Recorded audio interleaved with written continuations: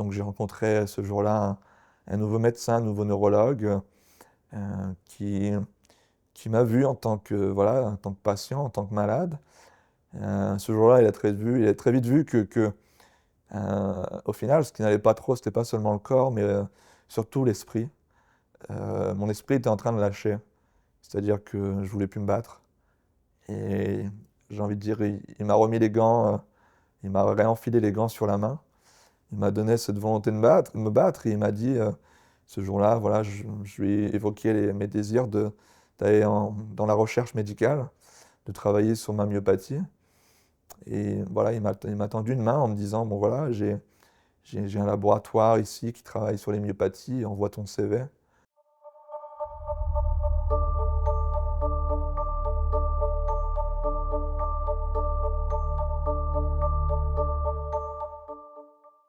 Bonjour, je m'appelle Mathias et je vais vous raconter mon histoire.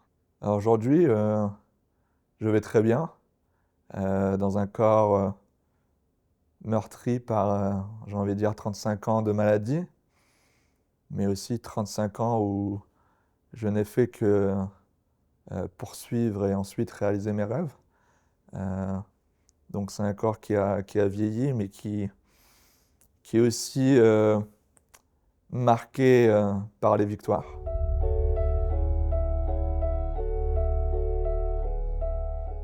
Alors la maladie, je m'en suis rendu compte assez tôt dans la vie. C'est-à-dire que c'était une maladie que bah, déjà personne ne savait m'expliquer.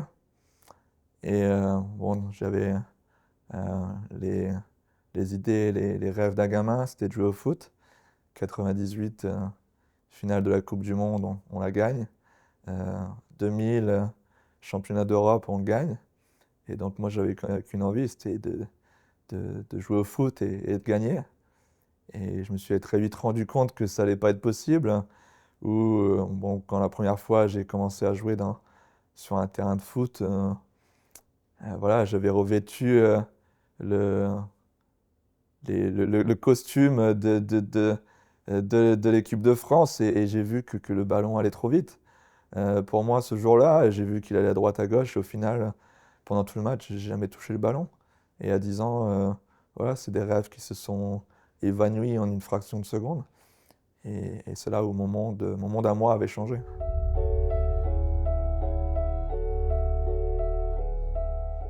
Alors, cette maladie, c'est une maladie très très rare, une maladie des muscles, qui s'appelle une myopathie congénitale à disproportion des fibres musculaires. Cette maladie va toucher environ une personne sur 400 000. Donc on appelle cela une maladie rare. On utilise même aujourd'hui le terme de maladie ultra rare. Et cette maladie, on l'a annoncée très très tôt à ma maman. J'avais à peu près 6 mois. J'ai passé les 6 premiers mois à l'hôpital. Les médecins cherchaient. Ils m'ont d'abord donné un diagnostic d'amyotrophie spinale, ensuite de myopathie du chêne. On me disait il me restait 1 an à vivre. Alors on a dit à ma maman de profiter de cette année avec moi et puis qu'ensuite ça serait fini. Et les choses ont été tout autres, c'est-à-dire qu'on a ensuite, voilà, de par les examens qui se sont affinés, les résultats qui se sont affinés, on a ensuite diagnostiqué cette myopathie congénitale qui était en fait une maladie un peu moins grave. Et c'est ce qui m'a rallongé l'espérance de vie et ce qui m'a amené ensuite à pouvoir rêver. La présence de ma maman, ben, j'ai envie de dire, c'est faite dès la naissance, où elle m'a vu voilà, avec un handicap. Elle a tout de suite cherché à me protéger de cette maladie, me protéger surtout de la société, qui n'était pas prête à accueillir un enfant handicapé, que ce soit à l'école, que ce soit face aux médecins, que ce soit face à la recherche qui n'existait pas, face à l'indifférence, face au regard des autres. Être une maman dans les années 90, élevant son enfant seul, était quelque chose de très difficile, d'autant plus quand son enfant est handicapé. Et je pense qu'elle a eu un courage, une force immense, et elle m'a transmis, je pense, cette force. J'en parle, j'espère très bien. Je dis souvent qu'elle m'a transmis euh, le gène de la résilience.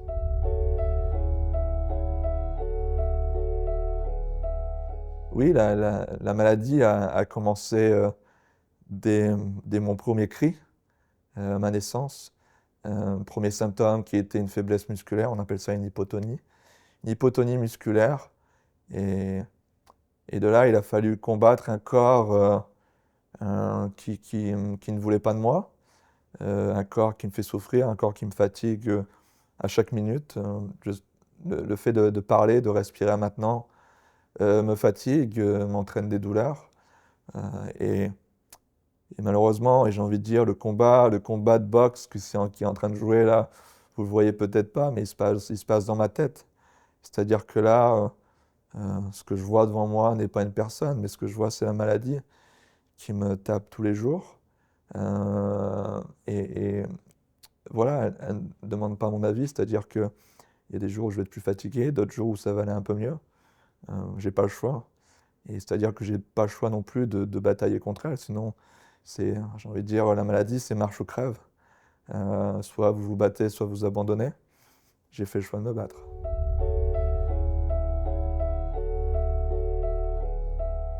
Alors 2010, ça a été une année un peu charnière pour moi. J'étais en train de passer du service pédiatrique au service adulte pour le suivi de ma maladie à l'hôpital. Et donc j'ai rencontré ce jour-là un nouveau médecin, un nouveau neurologue euh, qui, qui m'a vu en tant que, voilà, en tant que patient, en tant que malade. Ce jour-là, il a très vite vu au final, ce qui n'allait pas trop, c'était pas seulement le corps, mais surtout l'esprit. Mon esprit était en train de lâcher, c'est-à-dire que je voulais plus me battre. Et j'ai envie de dire, il m'a remis les gants, il m'a réenfilé les gants sur la main. Il m'a donné cette volonté de me battre, et il m'a dit, ce jour-là, voilà, je lui ai évoqué mes désirs d'aller dans la recherche médicale, de travailler sur ma myopathie. Et voilà, il m'a tendu une main en me disant, bon voilà, j'ai un laboratoire ici qui travaille sur les myopathies, envoie ton CV. Ça ne coûte rien. Et il m'a dit, je pense que ça va t'intéresser. Et ce jour-là, voilà, c'est là où tout a commencé. J'ai envoyé mon CV et ensuite, ben, je suis resté pendant 5 ans dans ce labo-là. J'y ai passé ma thèse.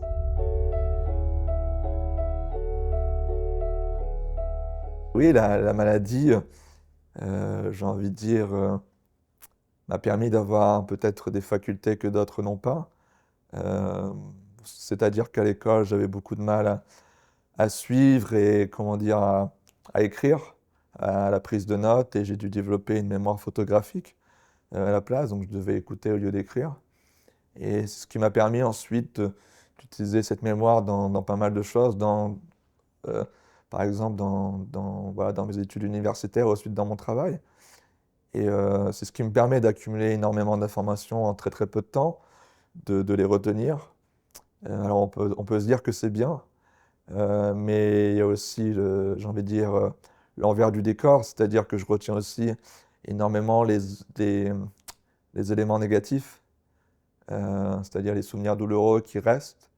Et donc parfois, j'aimerais oublier ces moments, mais malheureusement, malheureusement, je dois faire avec. Alors durant mes années universitaires, c'est vrai que j'ai mené un combat à différents niveaux. J'ai mené un combat contre mon corps, mais aussi j'ai cherché des armes face à ça. Et une des armes était pour moi la connaissance, mieux connaître cette maladie, mieux connaître ce corps. Et donc, voilà, une des voies où je suis allé, c'était vers la science et la recherche.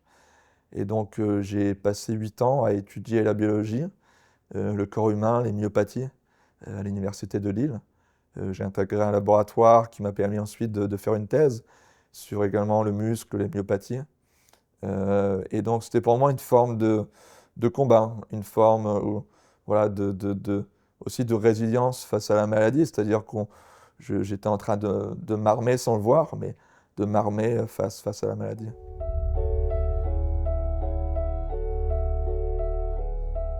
2017 est une date très charnière dans ma vie. Euh, voilà, je venais d'obtenir ma thèse. Voilà, j'avais juste 26 ans, des rêves plein la tête. Et je me suis envolé vers les États-Unis pour réaliser mon rêve, celui d'être chercheur. C'était un rêve que je m'étais fait il y a 12 ans auparavant. ce rêve qui me semblait parfois inaccessible. Mais j'ai eu la chance que d'autres n'ont pas de réaliser son rêve. Et je pense que oui, encore une fois, quand j'y repense, ça me donne un peu des frissons. C'est-à-dire que voilà, j'avais envie de croquer la vie à pleines dents.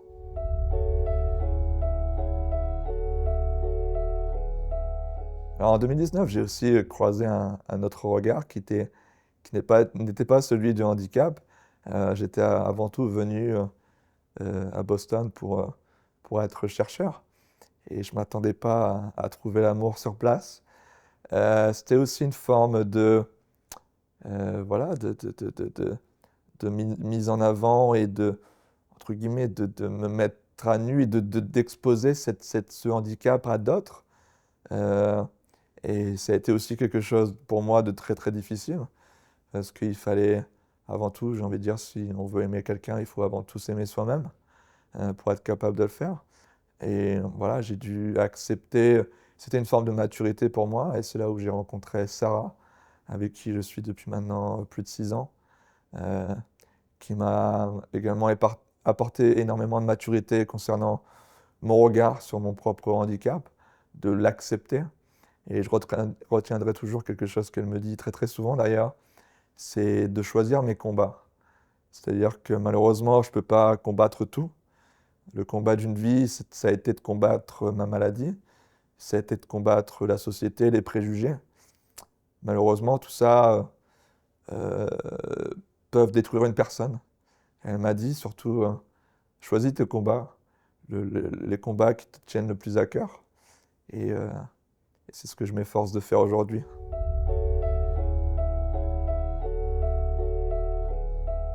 2022 est aussi une autre date charnière dans ma vie. C'est là également où j'ai créé mon petit laboratoire à l'université d'Harvard. J'ai réussi à lever des fonds, qu'ils soient publics ou privés, à hauteur de quasiment 2 millions de dollars, pour travailler sur une maladie qui était, voilà, 1 sur 400 000, quand on pense même aux gènes causant cette maladie, on est plus sur du 1 sur du 1 million, c'est-à-dire une maladie qui est très très rare, peut-être une centaine de personnes en France.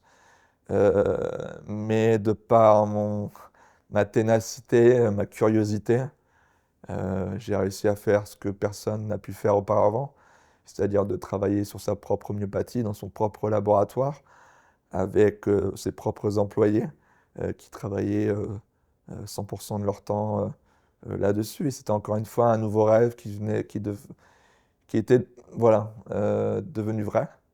Euh, et c'est ce que voilà, je m'efforce de faire aujourd'hui, c'est encore une fois réaliser mes rêves.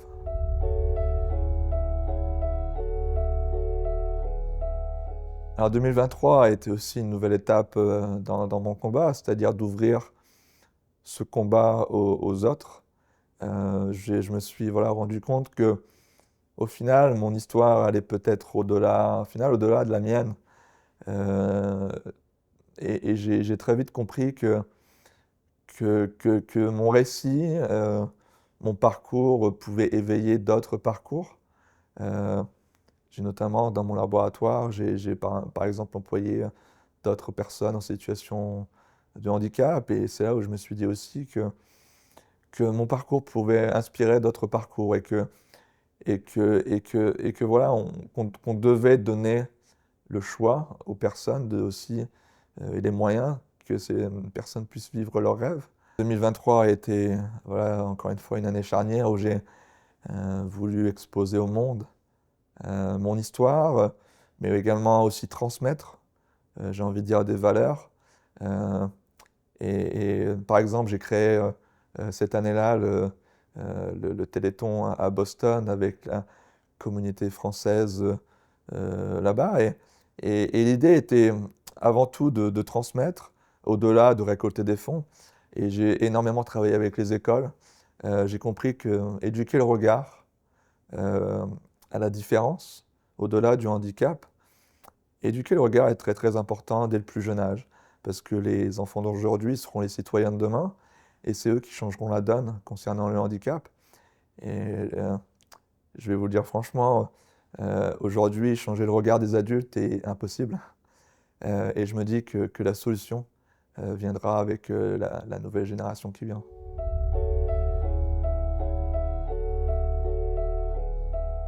Le Téléthon, pour moi, ça représente beaucoup de choses. À la fois, le Téléthon, c'est un combat. Encore une fois, c'est un combat contre la maladie, une quête de traitement pour toutes les maladies, et notamment les maladies rares. Euh, L'idée du Téléthon, c'est qu'on ne laisse personne à côté de la route. Euh, et je pense que le Téléthon aujourd'hui, notamment le Téléthon français, fait quelque chose d'extraordinaire, c'est-à-dire qu'avec les dons des Françaises et des Français, le Téléthon a créé ses propres instituts médicaux et de recherche pour développer et créer des médicaments, j'ai envie de dire à but non lucratif, c'est-à-dire que la finalité de toute cette recherche, c'est que les patients soient traités, que ces familles soient sauvées de la maladie. Et je vais vous faire un exemple très très facile. C'est par exemple aux États-Unis, où le Téléthon est beaucoup plus âgé. euh, et même eux n'ont pas créé leurs propres instituts de recherche. Et donc il faut savoir qu'on est extrêmement chanceux en France d'avoir cette solidarité d'abord des Français et aussi d'avoir le Téléthon qui joue voilà, un rôle super important. Parce qu'encore une fois, s'il n'y avait pas eu le Téléthon, eh bien, il n'y aurait aujourd'hui aucun traitement pour les maladies rares.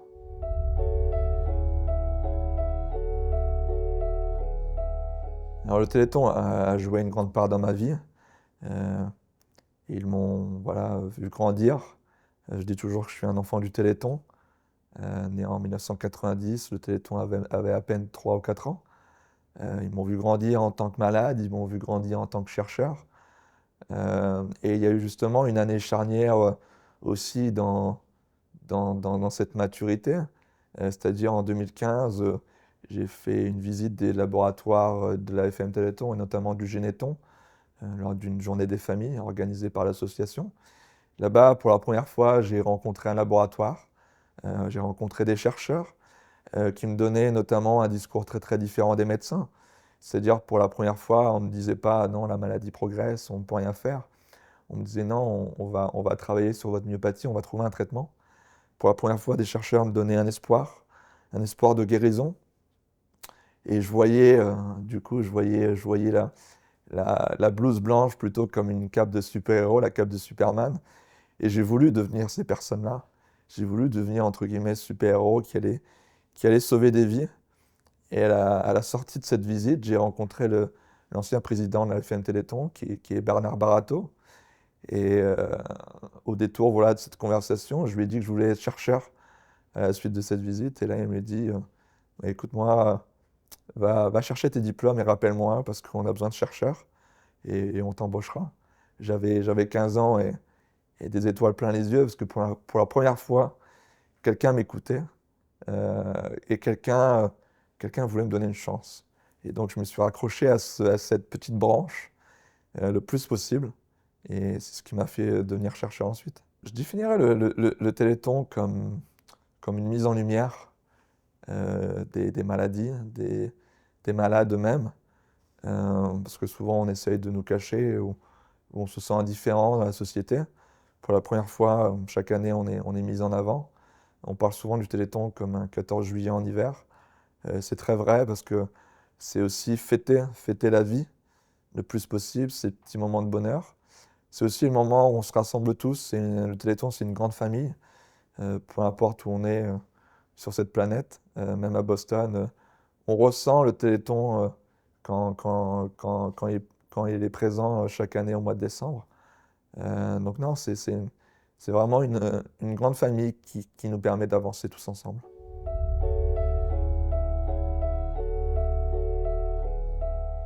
Alors de 2024 raconte, j'ai envie de dire, la fin de ce premier récit, ce récit de vie où j'ai raconté, j'ai envie de dire, énormément mon combat.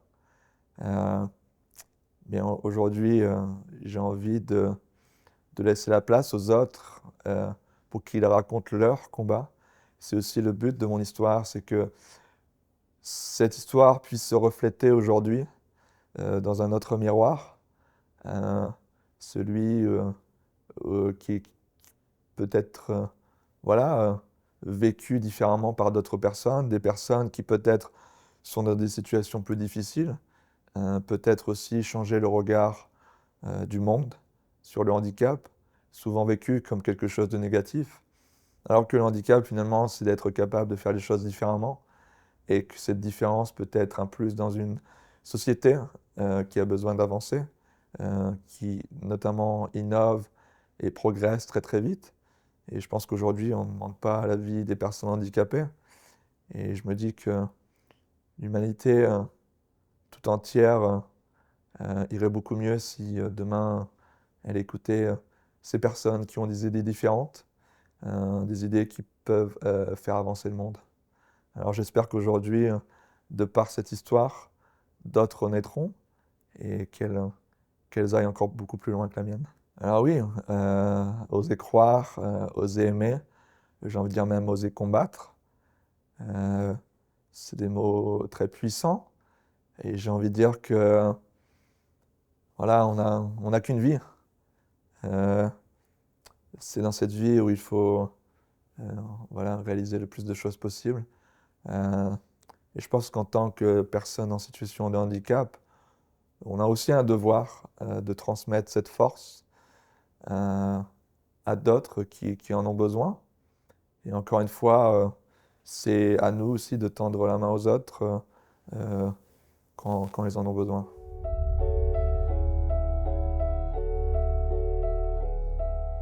Alors, ce que je dirais, j'ai envie de dire, à nos politiques, à nos élus, euh, je leur dirais aujourd'hui qu'on est dans un monde qui avance très très vite, dans un monde qui a besoin d'innovation, de progrès. Je pense qu'aujourd'hui, le monde est en manque d'idées. Je pense que le monde tourne en rond. Euh, je pense qu'il y a une source inépuisable d'idées qu'on n'a d'ailleurs jamais été voir. C'est les idées des personnes en situation de handicap qui sont, j'ai envie de dire, à même de résoudre les problèmes. Parce qu'encore une fois, la société n'est pas adaptée à nous. Il a toujours fallu trouver des idées différentes, trouver des innovations pour avancer. Et aujourd'hui, je me dis que si on veut faire progresser encore une fois l'humanité, si on veut que la France euh, redevienne une puissance là où elle est censée être, les idées se trouvent juste devant nous, juste là, euh, chez les personnes handicapées. Alors, tout ce que je demande aujourd'hui aux élus, c'est de nous écouter, non seulement nous, mais nos idées, s'ils veulent retrouver la place que la France mérite aujourd'hui. Alors, je veux dire, un des outils où j'ai envie de dire une des propositions que j'ai à faire là-dessus, c'est notamment au niveau, voilà, pour être bien représenté dans la société en tant que personne handicapée, c'est de mettre les personnes handicapées dans des postes à décision. Euh, j'ai envie de dire, on n'est jamais mieux servi que par soi-même. Si hier, je n'avais jamais travaillé sur ma propre myopathie, personne ne l'aurait fait. Euh, alors si aujourd'hui on veut travailler sur le handicap, il faut mettre des personnes handicapées à ces postes-là pour faire changer les choses. Et encore une fois, il est très difficile aujourd'hui et je pense qu'il est impossible de changer le regard des adultes. Alors mettons, mettons ceux qui ont les bonnes idées aux bonnes places.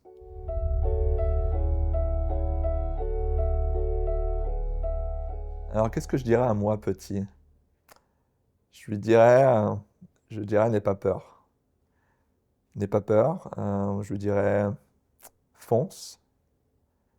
Euh, je lui dirais souris. Euh,